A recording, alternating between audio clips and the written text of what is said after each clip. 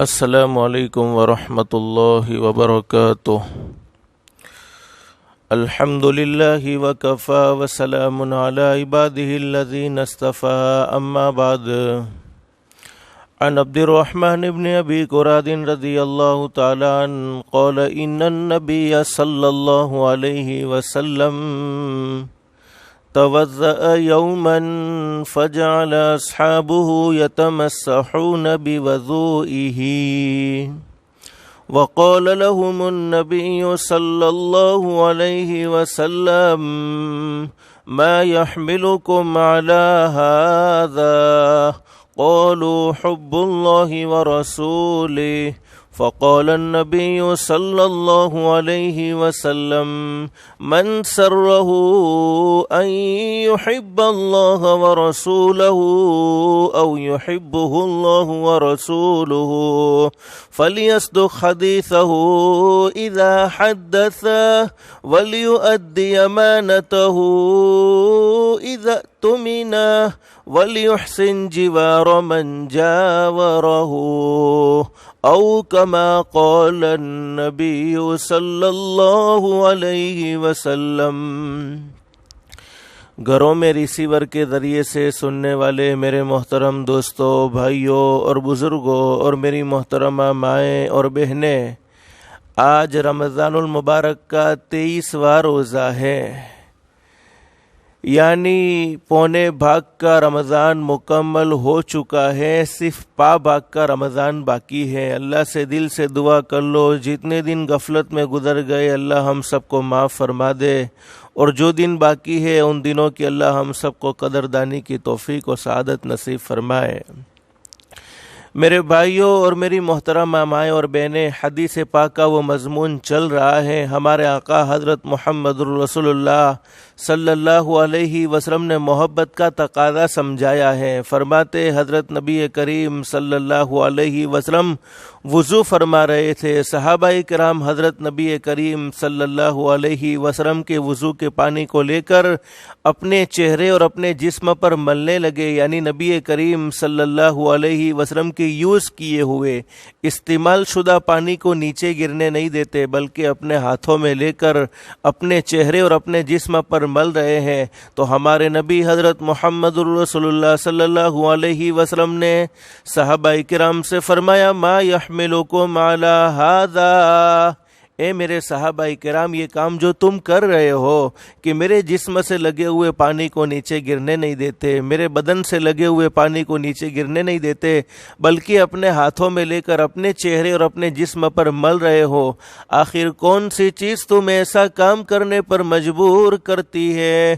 کون سی چیز تم ایسا کام کرنے پر ابھارتی ہے؟ تو صحابہ کرام کا جواب فقال النبی صلی اللہ علیہ وسلم من سرہ ان یحب اللہ ورسولہ او یحبہ اللہ ورسولہ، صحابہ کرام کا جواب قولوا حب اللہ ورسولہ، اللہ اور اللہ کے رسول کی محبت میں ہم ایسا کرتے ہیں۔ تو ہمارے نبی نے محبت کا تقاضا سمجھایا، محبت کے آداب سمجھائے، محبت اصل کہتے کس کو ہے یہ بات سمجھائی ہے۔ تو فرمایا نبی کریم صلی اللہ علیہ وسلم نے جس کا دل یہ چاہتا ہو کہ وہ اللہ سے محبت کرے، اللہ کے نبی حضرت محمد رسول اللہ صلی اللہ علیہ وسلم سے محبت کرے، یا اسے اوپر کا درجہ کہ اللہ خود اس سے محبت کرے، اللہ کے نبی حضرت محمد رسول اللہ صلی اللہ علیہ وسلم خود اس سے محبت کرے، تو اسے چاہیے کہ وہ 3 کام کرے۔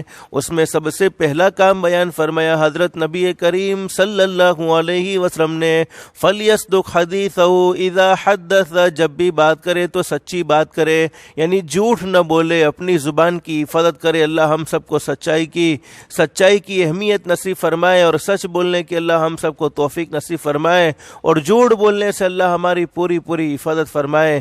دوسری بات بیان فرمائی نبی کریم صلی اللہ علیہ وسلم نے وَلْيُؤَدِّ أَمَانَتَهُ إِذَا اؤْتُمِنَ، امانت کی ادائیگی کا اہتمام کرے، اور امانت پر کچھ باتیں کئی دنوں سے چل رہی ہیں، اللہ ہم سب کو سمجھنے کی اور اس پر عمل کرنے کی توفیق نصیب فرمائے۔ لیکن اب وقت بہت مختصر ہے، مجھے تیسری بات بھی آپ کے سامنے ذکر کرنی ہے، لیکن آج کچھ امانت پر مختصر باتیں آپ کے سامنے ذکر کر دیتا ہوں، آئندہ کل زندگی رہی تو انشاءاللہ اس اس حدیث پاک میں جو تیسری بات حضرت نبی کریم صلی اللہ علیہ وسلم نے بیان فرمائی ہے اس کو ذکر کریں گے انشاءاللہ، لیکن دل سے دعا کر لے کہ اللہ ہم سب کو عمل کی بھی توفیق نصیب فرمائے۔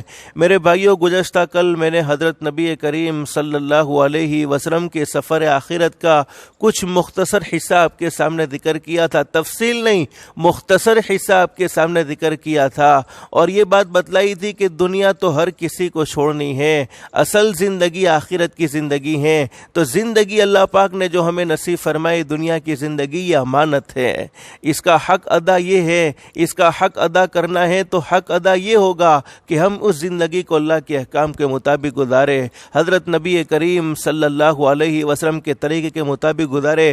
پھر زندگی دینے کے بعد اللہ پاک نے ہمیں سب سے قیمتی نعمت نصیب فرمائی ہے، وہ ہے دولت ایمان۔ دنیا کی زندگی میں انسان کو سب کچھ ملے لیکن ایمان نہ ملے، اعمال صالحہ کی توفیق نہ ملے تو اس انسان کی دنیا کی زندگی بیکار ہے، اور جس کی دنیا کی زندگی اللہ حفاظت فرمائے، اللہ حفاظت فرمائے، اللہ حفاظت فرمائے، جس کی دنیا کی زندگی اللہ کو ناراض کر کے بگڑ گئی، جس کی دنیا کی زندگی اللہ کو ناراض کر کے بیکار ہو گئی، اس کی آخرت کی زندگی کبھی بھی درست نہیں ہو سکتی ہے۔ تو ایمان بھی امانت ہے۔ اب ایمان کی ناقدری یہ ایک امانت میں خیانت ہے۔ اب سوال ہمارے دل میں یہ ہوتا ہے میرے بھائیوں، پہلے تو یہ بات سمجھ لو کہ ہم اپنی مرضی سے مسلمان نہیں بنے، ہم اپنی مرضی سے ایمان والے کے گھر میں پیدا نہیں ہوئے، بلکہ پیدا کرنے والی ذات تو ایک اللہ ہی کی تھی۔ اللہ خود قرآن کریم میں فرماتے ہیں 26ویں پارے میں، بل اللہ یمن علیکم ان ہداکم للایمان ان کنتم صادقین۔ اللہ فرماتے میرے بندو، یہ نہ سمجھنا کہ تم اپنی مرضی سے مسلمان کے گھر میں پیدا ہو گئے ہو، تم اپنی مرضی سے ایمان والے کے گھر میں پیدا ہو گئے ہو۔ اللہ فرماتے میرے بندو، یہ تو میں نے تم پر احسان کیا ہے، میں نے تم پر فضل کا معاملہ کیا ہے، میں نے تم پر کرم کا معاملہ کیا ہے کہ تمہیں مسلمان کے گھر میں پیدا کیا، مومن ماں کی گود میں تمہیں پیدا کیا۔ اگر میں چاہتا تو تم کو یہودی کے گھر میں بھی پیدا کر سکتا تھا، کہو بے شک اللہ کر سکتا تھا۔ میں چاہتا تو تم کو عیسائی کے گھر میں بھی پیدا کر سکتا تھا، میں چاہتا تو تم کو مجوسی کے گھر میں بھی پیدا کر سکتا تھا، لیکن یہ میرا احسان ہے کہ میں نے تمہیں ایمان والے کے گھر میں پیدا کیا ہے۔ تو میرے بھائیو، یہ ایمان اللہ کی بہت بڑی نعمت ہے، یہ بھی امانت ہے۔ اب اس کی ناقدری، جیسے ایمان کے تقاضوں کو پورا نہ کرنا، جیسے ایمان کے بعد سب سے اہم عبادت نماز ہے، اگر نمازوں کی پرواہ نہیں کرتے ہیں تو سمجھ لو ایمان کی ناقدری ہے۔ رمضان کے روزے کی پرواہ نہیں کرتے تو سمجھ لو یہ ایمان کی ناقدری ہے۔ فرائض کا اہتمام نہیں کرتے تو سمجھ لو یہ ایمان کی ناقدری ہے۔ اور گزشتہ کل میں نے حضرت نبی کریم صلی اللہ علیہ وسلم کی زندگی کی وہ کیفیت جو آخری وقت میں پیش آ رہی تھی وہ ساری آپ کے سامنے ذکر کی تھی کہ حضرت نبی کریم صلی اللہ علیہ وسلم نے لیکن آخری وقت میں بھی امت کو سینے سے لگایا، لیکن امت کو ایک پیغام بھی دیا ہے۔ حضرت ام سلمہ رضی اللہ تعالیٰ فرماتی ہے آخری وقت میں نبی کریم صلی اللہ علیہ وسلم کے ہونٹ حرکت کر رہے تھے، یہاں تک کہ آپ کی آواز بند ہو چکی تھی، کمزوری اس قدر شدت کیا چکی تھی کہ آواز سنائی نہیں دے رہی تھی، لیکن آخری وقت میں نے نبی کریم صلی اللہ علیہ وسلم کے منہ مبارک کے قریب اپنے کانوں کو لگایا اور کان لگا کر میں نے سنا کہ میرے نبی کیا فرما رہے ہیں۔ تو میرے نبی آخری وقت میں بھی کہہ رہے تھے الصلاۃ الصلاۃ الصلاۃ، میرے امتیوں نماز کو مت چھوڑنا، میرے امتیوں نماز کو مت چھوڑنا، میرے امتیوں نماز کو مت چھوڑنا۔ وما ملکت ایمانکم، اور غلاموں کے ساتھ، نوکروں کے ساتھ، ہمارے ماتحتوں کے ساتھ، ملازموں کے ساتھ، گھر کی عورتوں کے ساتھ حسن سلوک کا معاملہ کرنا۔ تو میرے بھائیو، یہ نماز بھی تو ایک امانت ہے، حقوق اللہ بھی امانت ہے، حقوق العباد بھی امانت ہے، لیکن آج مجھے مختصر نماز کی طرف آپ کو توجہ دلانی ہے۔ رمضان کے مہینے میں تو بہت سے اللہ کے بندے ایسے ہوں گے جنہوں نے نماز کا اہتمام کیا ہی ہوگا، لیکن ہم نے حقیقت میں دیکھا بھی ہے اس وقت لاک ڈاؤن ہے، ورنہ ہم نے اپنی آنکھوں سے یہ نظارہ دیکھا ہے جمعہ کے دن ہماری مسجدیں فل نظر آتی ہیں، رمضان کے مہینے میں مسجدیں فل نظر آتی ہیں، پھر جمعہ کا دن گیا نمازی غائب، رمضان کا مہینہ گیا نمازی غائب۔ آخر ہم نے جمعہ کے لیے اپنے آپ کو مسلمان سمجھا ہے، رمضان کے لیے اپنے آپ کو مسلمان سمجھا ہے۔ میرے بھائیوں، حج زندگی میں ایک مرتبہ فرض ہے، زکوٰۃ سال میں ایک مرتبہ فرض فرض ہیں، اگر مال ہیں ضرورت سے زائد تو رمضان کے روزے صرف مہینے کے فرض ہیں، لیکن نماز دن میں 5 مرتبہ فرض ہے، اور نماز ایک ایسی اہم عبادت ہے، ساری عبادتوں کو فرض کرنا تھا، روزے کی فرضیت کو لازم کرنا تھا، روزے کو فرض کرنا تھا، زکوٰۃ کو فرض کرنا تھا، حج کو فرض کرنا تھا، تو جبریل امین علیہ الصلوۃ والسلام کے ذریعے پیغام بھیجا کہ روزے کو فرض کر دیا جائے، زکوٰۃ کو فرض کر دیا جائے، حج کو فرض کر دیا جائے، لیکن نماز ایک ایسی عظیم عبادت ہے، ایک ایسی اہم عبادت ہے۔ فرماتے ہیں نماز کو فرض کرنے کے لیے جبریل امین کو نہیں بھیجا، بلکہ حضرت نبی کریم صلی اللہ علیہ وسلم کو اللہ پاک نے اپنا مہمان بنایا۔ سبحان الذی اسری بعبدہ لیلا من المسجد الحرام الی المسجد الاقصی الذی بارکنا حولہ لنریہ من آیاتنا انہ هو السمیع البصیر۔ اللہ فرماتے پاک ہے وہ ذات جو اپنے محبوب کو لے گیا راتوں رات مسجد حرام سے مسجد اقصی۔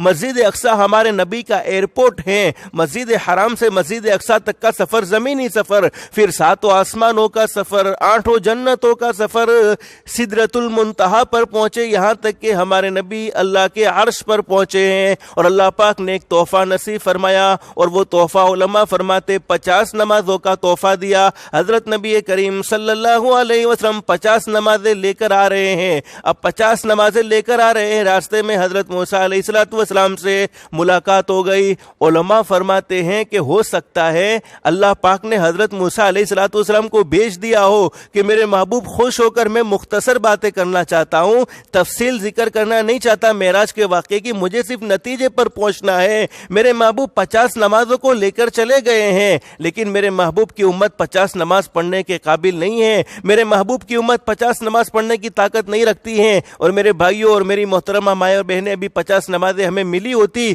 تو ابھی بیان نہ ہوتا، 24 گھنٹے میں ہم نماز ہی پڑھ کرتے، لیکن حضرت نبی کریم صلی اللہ علیہ وسلم واپسی پر حضرت موسیٰ علیہ السلام نے پوچھا میرے محبوب کہاں سے آ رہے ہو اور کیا لے کر آئے ہو؟ اللہ کے نبی نے فرمایا اللہ نے اپنا مہمان بنایا تھا اور 50 نمازوں کا تحفہ دیا ہے۔ حضرت موسیٰ علیہ السلام نے فرمایا میرے محبوب میری امت پر صرف 2 نمازیں فرض تھی، میری امت 2 نمازیں نہیں پڑھتی تھی، آپ کی امت 50 نمازیں کیسے پڑھے گی؟ جاؤ اللہ سے جا کر کم کروا دو۔ یہاں تک علماء بیان فرماتے ہیں کم کراتے کراتے 50 سے 45، 45 سے 40، 40 سے 35، 35 سے 30 کراتے کراتے 5 پر پہنچے۔ حضرت موسیٰ علیہ السلام نے پھر بھی فرمایا میرے محبوب آپ کی امت 5 نمازیں بھی پڑھنے کے قابل نہیں ہے، اور حقیقت میں کہاں پڑھ رہی ہے؟ آج امت کو نماز بوجھ معلوم ہونے لگی ہے، امت پریشان ہو گئی ہے، امت حالات میں ہے۔ حالانکہ حضرت نبی کریم صلی اللہ علیہ وسلم پر تو جب کوئی پریشانی آتی تھی، جب کوئی دکھ آتا تھا فوراً نماز کی طرف متوجہ ہو جاتے تھے، لیکن آج اس امت نے نماز کو معمولی عبادت سمجھا ہے، نماز کی اہمیت اس امت کے دل سے ختم ہو گئی ہے، اس امت کے دل سے نماز کا مقام ختم ہو گیا ہے۔ حضرت نبی کریم صلی اللہ علیہ وسلم نے حضرت موسیٰ علیہ السلام سے فرمایا میرے نبی موسیٰ، حضرت موسیٰ علیہ السلام سے فرمایا اے موسیٰ اب تو مجھے اللہ سے کم کراتے ہوئے شرم آتی ہے، اب میں کم نہیں کرا سکتا۔ چنانچہ حضرت نبی کریم صلی اللہ علیہ وسلم معراج کے سفر سے 5 نمازیں لے کر آئے ہیں۔ میرے بھائیوں ہمارے نبی تو بخشائے تھے، آپ کا تو کوئی گناہ نہیں تھا، آپ کی تو ساری زندگی نرالی تھی، ان کو نمازیں کم کراتے ہوئے شرم آئی، اور ہمیں نہ پڑھتے ہوئے شرم کبھی نہیں آئی۔ ہم نے کئی دنوں کی فجر چھوڑ دی، کئی دنوں کی ہماری نمازیں چھوٹتی چلی گئی، لیکن ہمیں وہ احساس تک نہیں ہے، ہمارے دل میں کوئی خوف اور کوئی ڈر تک نہیں ہے۔ لیکن حضرت نبی کریم صلی اللہ علیہ وسلم سے زیادہ اللہ کو جاننے والا کون ہوگا؟ حضرت نبی کریم صلی اللہ علیہ وسلم 50 نمازوں کے بدلے 5 نمازیں لے کر آئے ہیں، اور دل میں ایک افسوس ہو رہا ہے کہ میرے رب نے مجھے دی تھی تو 50 نمازیں، لیکن ہو گئی ہے 5۔ اللہ نے فرمایا میرے محبوب فکر کرنے کی ضرورت نہیں ہے، اگرچہ آپ 50 نمازیں آپ کو دی گئی تھی اور لے کر جا رہے ہو آپ 5، میرے محبوب فکر کرنے کی ضرورت نہیں ہے، آپ کی امت پڑھے گی 5 اور ثواب ملتا جائے گا 50 نمازوں کا۔ تو میرے بھائیو یہ نماز بھی امانت ہے، اس میں خیانت نہ کرو، اس کو صحیح ادا کرنے کا اہتمام کرو۔ اور قرآن کریم میں فرماتے قد افلح المؤمنون اللہ فرماتے مومنین کے لیے کامیابی ہے، پکی بات ہے، مومنین دنیا اور آخرت کی زندگی میں کامیاب ہو جائیں گے۔ کون سے مومنین؟ الذین هم فی صلاتہم خاشعون، اللہ فرماتے وہ مومنین کامیاب ہوں گے جو نماز کو خشوع اور خضوع کے ساتھ ادا کرنے والے ہیں، یعنی بدن کے اعضاء بھی صحیح رہتے ہیں، دل کے خیالات بھی صحیح رہتے ہیں، اللہ کو پسندیدہ، اللہ کو جیسی نماز پسند ہے ویسی نماز ادا کرنے والے مومنین کامیاب ہیں۔ تو میرے بھائیوں، نماز کا قرآن کریم میں کئی جگہ پر حکم دیا ہے۔ میرے بھائیوں، ہماری کوئی ایک بات نہیں مانتا تو ہمیں غصہ آتا ہے، ہمارا نوکر ہماری ایک بات کا انکار کر دے تو ہمیں غصہ آتا ہے۔ قرآن کریم میں کئی مقامات پر نماز کا حکم، حدیث پاک میں کئی مقامات پر نماز کی ترغیب۔ میرے بھائیوں، اگر ہم اللہ کے حکم کو نہیں مانیں گے تو کیا اللہ ناراض نہیں ہوگا؟ اللہ کو غصہ نہیں آئے گا؟ اور ساری تکلیفوں کو دور کرنے کا راستہ نماز ہے۔ اور قرآن کریم میں فرماتے آج ہماری زندگی میں گناہ ہوتے کہ نہیں ہوتے؟ میرے بھائیوں، نافرمانیاں ہوتی رہتی ہے، چھوٹے چھوٹے گناہ تو ہوتے ہی رہتے ہیں، بڑے گناہ ہم تو کرتے ہیں لیکن چھوٹے گناہ تو ہمیں پتہ بھی نہیں ہوتا، ہمیں احساس بھی نہیں ہوتا کہ ہم نے زندگی میں چھوٹے گناہ کتنے کر لیے ہیں۔ بڑے گناہ توبہ سے معاف ہوتے ہیں، استغفار سے معاف ہوتے ہیں، لیکن چھوٹے گناہ نماز سے معاف ہوتے ہیں۔ فجر کی نماز کسی نے پڑھی، فجر کی نماز کے بعد ظہر تک جو گناہ ہوئے تھے، اب ظہر کی نماز پڑھنے کی برکت سے فجر کے ظہر کے درمیان کے گناہوں کو اللہ نے معاف کر دیا۔ ظہر کی نماز پڑھی، ظہر سے عصر کے درمیان تک کے جو گناہ ہوئے تھے، عصر کی نماز پڑھنے کی برکت سے اللہ پاک نے ظہر کے عصر کے درمیان تک کے جتنے گناہ ہوئے تھے ان گناہوں کو معاف فرما دیا۔ لیکن میرے بھائیوں، مرنے کے بعد، مرنا تو ہر کسی کو ہے، میں نے 2 دن تک یہ باتیں آپ کے سامنے تفصیلاً ذکر کر دی ہیں، مرنا تو ہر کسی کو ہے۔ مرنے کے بعد سب سے پہلے اگر کسی عبادت کے بارے میں پوچھ ہونے والی ہے تو نماز کی پوچھ ہونے والی ہے۔ اگر نماز مقبول ہیں تو باقی اعمال مقبول ہوں گے، نماز مردود باقی اعمال مردود ہوں گے۔ میرے بھائیوں، ہم نے نماز کی اہمیت کو اپنے دل میں جگہ نہیں دی ہے، نماز کو ہم نے سمجھائی نہیں ہے۔ حالانکہ حضرت نبی کریم صلی اللہ علیہ وسلم نے ارشاد فرمایا قرۃ عینی فی الصلاۃ، میرے امتیوں میری آنکھوں کو ٹھنڈا کرنا چاہتے ہو، مجھے سکون و اطمینان پہنچانا چاہتے ہو، میرے دل کو راحت پہنچانا چاہتے ہو تو نماز کو مت چھوڑنا، میری آنکھوں کی ٹھنڈک نماز ہے۔ اور حدیث پاک میں لکھا ہے نبی کریم صلی اللہ علیہ وسلم کے مؤذن حضرت بلال رضی اللہ تعالیٰ عنہ سے جب ہمارے نبی حضرت بلال رضی اللہ تعالیٰ عنہ سے اذان کو کہتے تو یوں نہیں کہتے تھے کہ بلال اذان پڑھو، بلکہ ہمارے نبی یوں فرماتے بلال میرے دل کو ٹھنڈک پہنچاؤ، یعنی اذان پڑھو ہم نماز کو ادا کریں گے، اذان پڑھو ہم نماز کو ادا کریں گے۔ میرے بھائیو، شہنشاہ کائنات نے ساری رات نمازوں میں گزاری ہیں، ساری رات رونے میں گزاری ہیں، حالانکہ ہمارے نبی کا تو کوئی گناہ نہیں تھا، ہمارے نبی کا تو کوئی قصور نہیں تھا، اس کے باوجود ساری رات اللہ کے سامنے روتے رہے ہیں، اللہ کے سامنے مانگتے رہے ہیں، اور ہم پریشان ہیں۔ اس کے باوجود نوافل کا اہتمام تو کیا کرتے، فرائض کا اہتمام کی ہمیں توفیق نہیں ہوتی۔ میرے بھائیو، ایک حدیث پاک میں لکھا ہے کہ ایک مرتبہ ہمارے آقا حضرت محمد الرسول اللہ صلی اللہ علیہ وسلم گھر میں تشریف لائے، اما عائشہ صدیقہ رضی اللہ تعالیٰ عنہا کے یہاں پر، اور ہمارے نبی پورے دن اللہ کے بندوں کو اللہ کی طرف بلا رہے ہیں، اللہ کا تعارف کروا رہے ہیں، ایک جنت کے راستے کی تبلیغ کر رہے ہیں، جہنم والے راستے سے لوگوں کو ہٹا رہے ہیں۔ رات کو حضرت عائشہ صدیقہ رضی اللہ تعالیٰ عنہا کے گھر پر حضرت نبی کریم صلی اللہ علیہ وسلم تشریف لائے اور فرمایا عائشہ مجھے شدت کی بھوک لگی ہے، بھوک نے پریشان کر دیا ہے، گھر میں کچھ کھانے کو ہو تو دے دو۔ اما عائشہ صدیقہ رضی اللہ تعالیٰ عنہا فرماتی ہے میرے محبوب میں خود بھی بھوکی ہوں اور میں تو انتظار کر رہی تھی کہ آپ آئیں گے اور کھانے کا کوئی انتظام کر کے آئیں گے تو ہم ساتھ میں مل کر کھانا کھا لیں گے۔ اما عائشہ نے یہ جواب دیا تو ہمارے نبی نے فرمایا عائشہ انتظار کرو، میں اللہ کے فضل و کرم سے انتظام کرتا ہوں۔ اما عائشہ فرماتی ہے مدینۃ المنورہ کا سناٹا، رات کا اندھیرا تھا، سارے مدینے کے بازار بند تھے، میں سوچنے لگی میرے محبوب آدھی رات کو کس کے پاس جائیں گے اور کہاں سے کھانے کا انتظام کریں گے۔ میرے محبوب نے وضو فرمایا اور وضو فرما کر گھر سے نکلے، میں نے دیکھا کہ میرے محبوب کہیں پر نہیں گئے ہیں بلکہ مسجد میں گئے، اور مسجد میں جا کر میرے محبوب نے 2 رکعت نماز پڑھی ہیں۔ 2 رکعت نماز پڑھنے کے بعد اللہ کے سامنے دعائیں مانگی ہیں، دعائیں مانگنے کے بعد پھر گھر پر تشریف لائے اور فرمایا عائشہ کھانے کا انتظام ہوا۔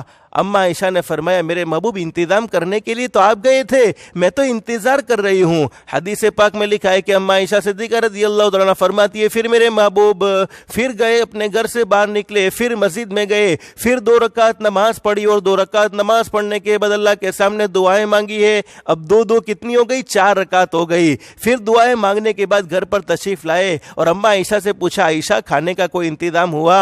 अम्मा आयशा ने फरमाया मेरे महबूब इंतजाम करने के लिए तो आप गए हैं, मैं तो इंतजार कर रही हूँ। हदीस पाक में लिखा हमारे नबी फिर तीसरी मर्तबा अपने घर से निकले और मस्जिद की तरफ गए और मस्जिद में जाकर 2 रकात नमाज पढ़ी। नमाज पढ़ने के बाद दुआएं मांगी। अब 2 रकात नमाज पढ़ ही रहे थे और दुआएं मांगी रहे थे। इसी दौरान में हजरत उस्मान रज़ी अल्लाह तआला अन्हु मदीने के बड़े मालदारों में जिनका शुमार होता है, मदीने के बड़े मालदार थे। हजरत उस्मान रज़ी अल्लाह तआला अन्हु ने बहुत सारा खाना हजरत नबी करीम सल्लल्लाहु अलैहि वसल्लम के घर पर पहुंचाया और पर्दे में रहकर अम्मा आयशा से फरमाया कि मेरे महबूब को पता नहीं कई दिनों की भूख लगी होगी, ये सारा खाना मेरे महबूब तक पहुंचा देना। अब दूसरी 2 रकात नमाज पढ़ के 2, 4 और 2 6 रकातें हो गई है। अब हजरत नबी करीम सल्लल्लाहु अलैहि वसल्लम घर पर तशरीफ लाए। अम्मा आयशा सिद्दीक़ा रज़ियल्लाहु तआला के चेहरे पर मुस्कुराहट है और फरमाया मेरे महबूब अल्लाह ने खाने का इंतजाम कर दिया है। मैं आपको समझाना ये चाहता हूँ, हमारे नबी के सदक़े में अल्लाह ने पूरी कायनात को सजाया है, हमारे नबी के सदक़े में अल्लाह ने पूरी कायनात को बनाया है। अगर अल्लाह चाहते तो हमारे नबी के लिए जन्नत के दस्तरखान बिछा देते, अल्लाह चाहते तो हमारे नबी के लिए जन्नत का खाना उसी वक्त पहुँचा देते। लेकिन उम्मत को सबक दिया है, उम्मत को सबक दिया है कि जब शहंशाह कायनात को सिर्फ खाने की ज़रूरत है तो नवाफिल की तरफ मुतवज्जे होना पड़ता है, अल्लाह के सामने झुकना पड़ता है। तो क्या इस उम्मत को अल्लाह के सामने नहीं झुकना होगा? जिस नबी के सदक़े में अल्लाह ने पूरी कायनात को सजाया। हदीस पाक में लिखा अम्मा आयशा फरमाते हैं फिर मेरे महबूब ने कहा कि आयशा इंतज़ार करो मैं आता हूँ, और हमारे नबी ये कहकर फिर मस्जिद में गए और 2 रकात नमाज को अदा किया। 2, 2, 4, 2, 6 और 2 8 रकातें हो गई। फिर 2 रकात नमाज पढ़ने के बाद दुआएं मांगकर अल्लाह के नबी घर पर तशरीफ लाए। हजरत नबी करीम सल्लल्लाहु अलैहि वसल्लम की बीवी अम्मा आयशा ने पूछा मेरे महबूब शुरू की 6 रकात तो मुझे समझ में आ गई कि खाने का इंतजाम नहीं था, आपने अल्लाह से दुआएं मांगी, अल्लाह ने खाने का इंतजाम कर दिया। शुरू की 6 रकातें मुझे समझ में आई, लेकिन आखिर की 2 रकात समझ में नहीं आई। हजरत नबी करीम सल्लल्लाहु अलैहि वसल्लम ने इरशाद फरमाया आयशा आखिर की 2 रकात मैंने इसलिए पढ़ी है कि जिस रब ने खाने का इंतजाम किया है उस रब का शुक्र अदा करना भी तो जरूरी है। मैं उस रब के शुक्र अदा करने के लिए 2 रकात नमाज पढ़ने के लिए गया था। मेरे भाइयों हमने तो अल्लाह की कितनी नेमतें खाई हैं, लेकिन कभी शुक्र करने की तौफीक नहीं होती। हजरत शेख सादी रहमतुल्लाह अलैह बड़े जबरदस्त वली कामिल है। इनसे किसी ने पूछा कि हजरत क्या हाल है? बड़े अल्लाह के वली है, जबरदस्त वली कामिल है, लेकिन क्या नसीहत आमोज़ बात कह दी? फरमाते हाल तो ये है अल्लाह की नेमतें खा खा कर दांत टूट चुके हैं, फिर भी जुबान अल्लाह की नाशुक्री से कभी बाज नहीं आई है। तो मुझे समझाना ये था मेरे भाइयों, नमाजों से अल्लाह पाक दुनिया के मसाइल भी हल करता है और आखिरत की मंजिलों को भी अल्लाह पाक आसान कर देगा। हदीस पाक में मेरे भाइयों हजरत नबी करीम सल्लल्लाहु अलैहि वसल्लम ने नमाज की बड़ी अहमियत को बयान फरमाया है। उसका तफसीली मजमून मैं आपके सामने जिक्र नहीं करना चाहता, इसलिए कि नमाज के उन्वान पर तो आपने इतने बयानात सुने होंगे और तालीम में इतनी बातें सुनी होगी कि मैं तो समझता हूं अब सुन सुन के भी सुन हो चुके हैं। असल जिंदगी में अमल की जरूरत है मेरे भाइयों। 24 घंटे में सिर्फ 24 घंटे में सिर्फ 1.25 घंटा या 1.5 घंटा अल्लाह को देना है, उसमें क्या मुश्किल ही है। अल्लाह हम सबको नमाजों का एहतिमाम की तौफीक नसीब फरमाए। लेकिन मेरे भाइयों मैंने आपको गुज़श्ता कल बतलाया था कि मरना तो हर किसी को है और जिसको मौत के वक्त कलमा मिल गया मन काना आखिरु कलामी ला इलाहा इल्लल्लाह दखलल जन्नह बिगैर हिसाबिन वला किताब। हजरत नबी करीम सल्लल्लाहु अलैहि वसल्लम ने इरशाद फरमाया जिसकी जिंदगी का आखिरी कलाम ला इलाहा इल्लल्लाह होगा, जिसको मरते वक्त कलमा मिल गया, अल्लाह उसको बगैर हिसाब व किताब के जन्नत में दाखिल कर देगा। तो मेरे भाई और मेरी मोहतरमा माए बहने, अगर हम मौत के वक्त कलमा चाहते हैं तो आज आपको एक काम बतलाता हूँ, एक इबादत बतलाता हूँ। इस इबादत को करने की बरकत से अल्लाह पाक मरते वक्त जरूर कलमा नसीब फरमाएगा علماء فرماتے حدیث پاک میں ہے، حضرت نبی کریم صلی اللہ علیہ وسلم نے ارشاد فرمایا جب کسی انسان کا آخری وقت ہوتا ہے تو اسے یوں نہ کہو کہ تو کلمہ پڑھ، اس لیے کہ موت کے وقت تکلیف اس قدر شدت کی ہوتی ہے، میں نے گزشتہ آپ کے سامنے ذکر کر دی ہے، وہ شدت کی تکلیف وہ مرنے والا ہی جانتا ہے۔ یوں نہ کہو کہ کلمہ پڑھ، بلکہ اس کے کان میں کلمہ پڑھو تاکہ وہ تمہارے کلمے کو سن سن کر کلمہ پڑھنے والا بن جائے۔ تو موت کے وقت کی کیفیت تو بڑی عجیب و غریب ہوتی ہے، ہو سکتا ہے کہ اس تکلیف میں کلمے کا انکار کر دے، اور بہت سے اللہ والوں کو آخری وقت میں روتے ہوئے دیکھا ہے۔ شیطان کے حملے کا بھی ڈر رہتا ہے، شیطان کے حملہ کرنے کا بھی ڈر رہتا ہے، آخری وقت میں شیطان بالکل قریب ہوتا ہے اور اس کی پوری کوشش رہتی ہے کہ اس کے ایمان کو چھین لیا جائے۔ لیکن ایک عبادت ایسی ہے، ایک کام ایسا ہے، اگر اس کو ہم اپنی زندگی میں کرتے رہیں گے تو حدیث پاک میں ہمارے نبی حضرت محمد الرسول اللہ صلی اللہ علیہ وسلم نے اپنی سچی زبان مبارک سے بیان فرمایا، روح نکالنے والے فرشتہ پہلے خود اسے کلمہ پڑھائیں گے، پھر اس کی روح کو قبض کریں گے۔ حالانکہ حدیث پاک میں لکھا ہے حضرت ابراہیم علیہ السلام نے حضرت اسرائیل علیہ السلام سے یعنی روح نکالنے والے فرشتے سے ایک مرتبہ درخواست کی کہ اسرائیل تو جن گنہگار لوگوں کی روح جب تو نکالتا ہے اور جو شکل بنا کر آتا ہے، جس شکل کے ساتھ تو گنہگار لوگوں کی روح نکالتا ہے، ذرا وہ شکل بنا کر مجھے بھی تو بتلا دیجئے۔ حضرت اسرائیل علیہ السلام نے حضرت ابراہیم علیہ السلام سے فرمایا خلیل اللہ دیکھ نہیں سکو گے، دیکھنے کی طاقت نہیں ہے، لیکن حضرت ابراہیم علیہ السلام نے اصرار کیا کہ مجھے بتلاؤ تو صحیح۔ حضرت اسرائیل علیہ السلام نے فرمایا خلیل اللہ ایک نظر اس طرف پھیر لیجئے، پھر میری طرف دیکھ لیجئے۔ حضرت ابراہیم علیہ السلام نے جب حضرت اسرائیل علیہ السلام کی طرف دیکھا تو بے ہوش ہو کر گر گئے، اور ہوش میں آئے تو فرمانے لگے قبر کا عذاب بھی نہ ہو، جہنم کا عذاب بھی نہ ہو، قیامت کا عذاب بھی نہ ہو، صرف اسرائیل کی یہ شکل بنا کر کے لیے جان نکالنا سب سے بڑا عذاب ہے۔ تو میرے بھائیو آخری وقت کی منزلیں تو بڑی کٹھن ہوتی ہیں، لیکن ایک عبادت ایسی ہے جس عبادت کو کرنے کی برکت سے آخری وقت میں کلمہ ضرور ملے گا انشاءاللہ، اور روح نکالنے والا فرشتہ خود اسے کلمہ پڑھائے گا۔ آخری وقت میں کلمہ ملے نہ ملے کیا ٹھکانہ، موت کی شدت کی وجہ سے اللہ ہم سب کی حفاظت فرمائے، اللہ ہم سب کے لیے آسان فرمائے، اور اللہ ہمیں موت کے وقت کلمہ نصیب فرمائے۔ اور میں پہلے دن یہ دعا آپ کو بتلا چکا ہوں پہلی مجلس میں کہ اگر موت کے وقت کلمہ پڑھنا چاہتے ہو تو اس آیت کریمہ کا اکثر اہتمام کرتے رہنا چاہیے۔ ربنا لا تزغ قلوبنا بعد اذ ہدیتنا وہب لنا من لدنک رحمہ انک انت الوہاب۔ اس دعا کو پڑھنے کی برکت سے اللہ موت اس آیت کریمہ کو پڑھنے کی برکت سے اللہ پاک موت کے وقت ضرور کلمہ نصیب فرمائے گا۔ لیکن حدیث پاک میں لکھا ہے کہ روح نکالنے والے فرشتے ملک الموت نمازوں کے اوقات میں اللہ پاک نے 5 وقت کی نماز فرض کی ہے، نمازوں کے اوقات میں مسجدوں کا معائنہ کرتے ہیں، مسجدوں کو دیکھتے ہیں کہ کتنے مومن بندے ایسے ہیں جو جماعت کے ساتھ نماز کا اہتمام کرنے والے ہیں، نمازوں کو اچھی طریقے سے ادا کرنے والے ہیں۔ حدیث پاک میں لکھا ہے وہ مومن بندے اور وہ مومن بندیاں جنہوں نے دنیا کی زندگی میں اچھے سے اچھی نمازوں کا اہتمام کیا ہوتا ہے، خشوع اور خضوع کے ساتھ نماز پڑھی ہوتی ہیں، نمازوں میں سستی نہیں کی ہوتی، صرف رمضان والے نہیں، صرف عید والے نہیں، صرف جمعہ والے نہیں، پابندی کے ساتھ نماز پڑھنے والے مومن بندے اور مومن بندیاں جب دنیا سے جاتے ہیں، آخری وقت میں روح نکالنے والے فرشتے پہلے خود اسے کلمہ پڑھاتے ہیں، پھر اس کی روح کو قبض کرتے ہیں۔ تو میرے بھائیوں اگر ہم موت کے وقت کلمہ پڑھنا چاہتے ہیں تو اپنی زندگی میں 5 وقت کی نماز کو داخل کر لو، نماز پڑھنے کی برکت سے انشاءاللہ ضرور بھی ضرور اللہ ہمیں موت کے وقت کلمہ نصیب فرمائے گا۔ میرے بھائیوں ایک بات بڑی سخت آپ کو لگے گی لیکن معاف کر دینا، میں اپنی بات نہیں کہتا، ایک بہت بڑے اللہ کے ولی حضرت خواجہ معین الدین چشتی اجمیری رحمت اللہ علیہ نے بڑی زبردست بات بیان فرمائی ہے۔ قیامت میں اللہ جانوروں سے کہے گا کہ اے جانوروں تم میرا شکر ادا کرو، اے جانوروں تم میرا شکر ادا کرو۔ تو قیامت میں اونٹ کہے گا اللہ تیرا شکر ہے کہ تو نے مجھے گھوڑا نہیں بنایا، گھوڑا کہے گا اللہ تیرا شکر ہے کہ تو نے مجھے گدھا نہیں بنایا، گدھا کہے گا اللہ تیرا شکر ہے کہ تو نے مجھے کتا نہیں بنایا، کتا کہے گا اللہ تیرا شکر ہے کہ تو نے مجھے خنزیر یعنی سور نہیں بنایا، اور خنزیر یعنی سور کہے گا اللہ تیرا شکر ہے کہ تو نے مجھے انسان بنا کر بے نمازی نہیں بنایا۔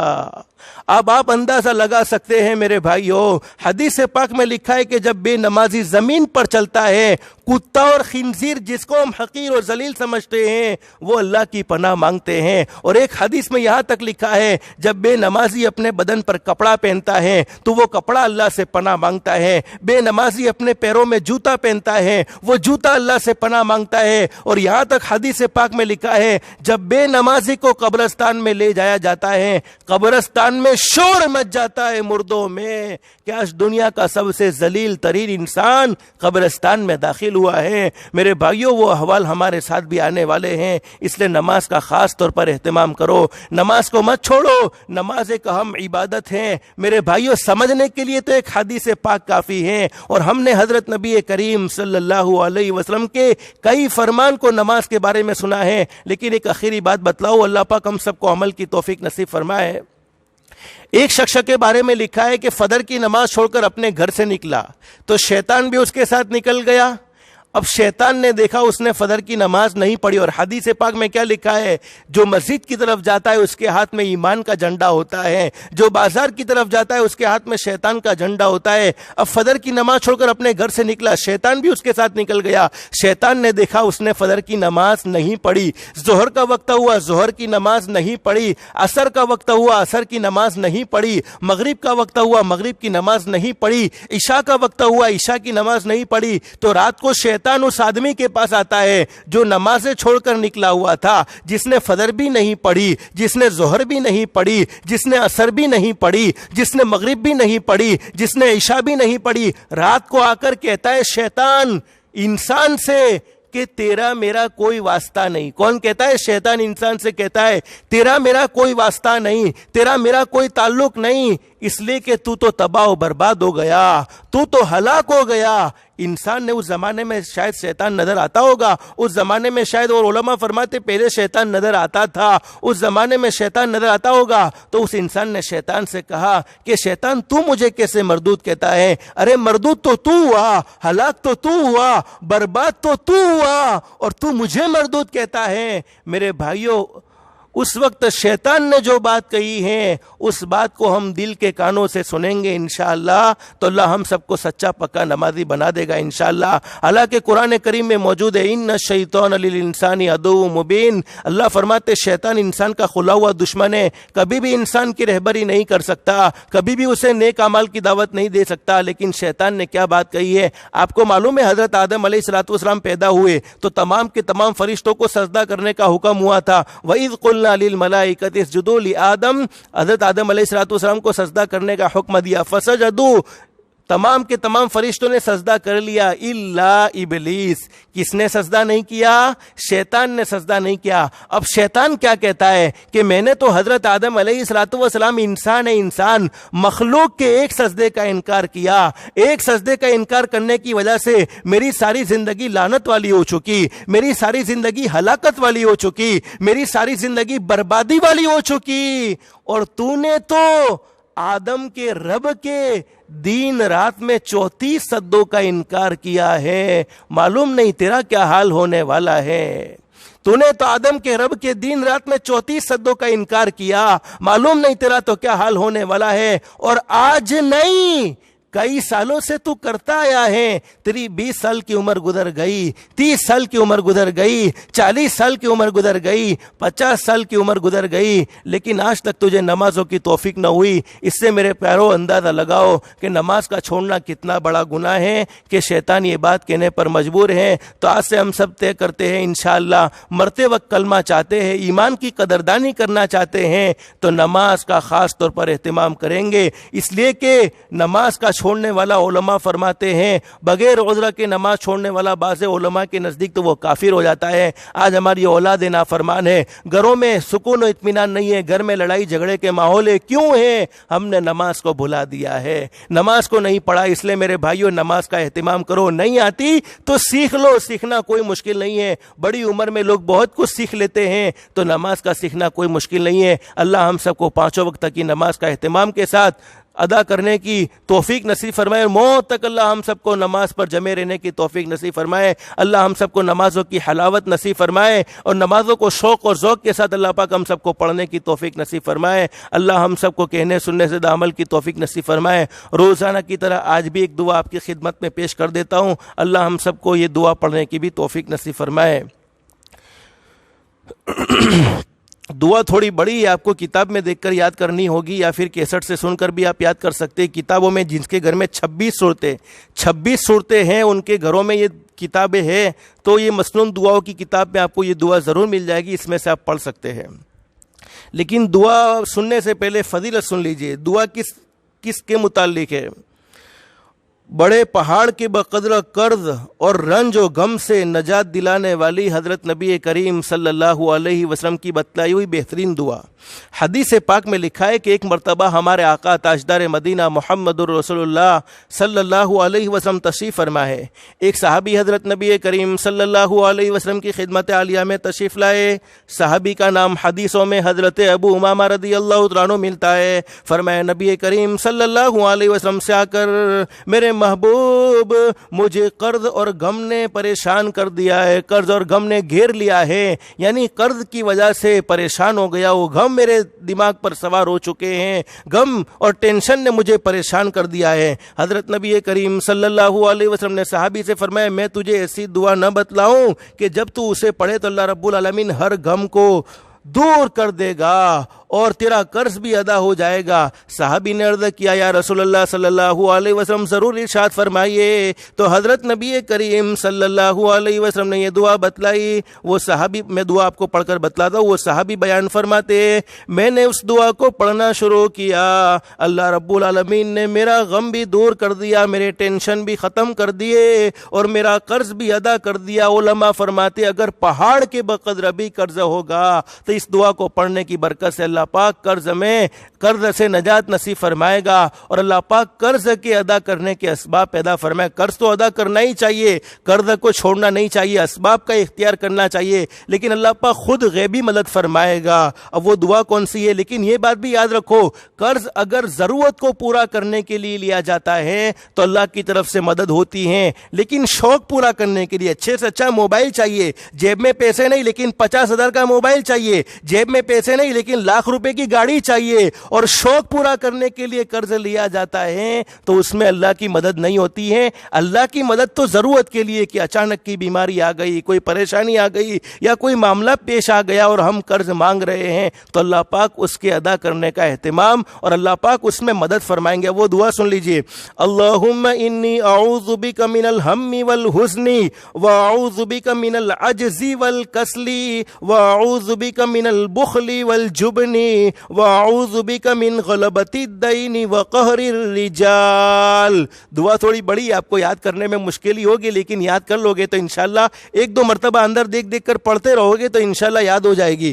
اللہم انی اعوذ بک من الہم والحزن واعوذ بک من العجز والکسل واعوذ بک من البخل والجبن واعوذ بک من غلبۃ الدین وقہر الرجال۔ یہ دعا پڑھنے کی برکت سے اللہ رب العالمین پہاڑ کے برابر قرض ہوگا تب بھی اللہ پاک دور فرما دیں گے اور زندگی کے تمام ٹینشنوں کو اللہ پاک ختم فرما دیں گے۔ اللہ پاک ہم سب کو یہ دعا پڑھنے کا بھی اہتمام کی توفیق نصیب فرمائے۔ باقی باتیں رہ گئی، زندگی رہی تو انشاءاللہ حدیث پاک میں جو تیسری بات بیان فرمائی ہے آئندہ ذکر کریں گے۔ اللہ ہم سب کو کہنے سننے سے زیادہ اخلاص، استخلاص اور استقامت کے ساتھ عمل کی توفیق نصیب فرمائے۔ آمین یا رب العالمین۔ وآخر دعوانا ان الحمد للہ رب العالمین۔ درود شریف پڑھ لے، اللہم صلی علی محمد وعلی آل محمد کما صلیت علی ابراہیم وعلی آل ابراہیم انک حمید مجید، اللہم بارک علی محمد وعلی آل محمد کما بارکت علی ابراہیم وعلی آل ابراہیم انک حمید مجید۔ الہ العالمین ہم سب کے گناہوں کو معاف فرما دے۔ مولا کریم زندگی گناہوں میں گزر گئی، نافرمانیوں میں گزر گئی، مولا کریم ہم سب کو معاف فرما دے۔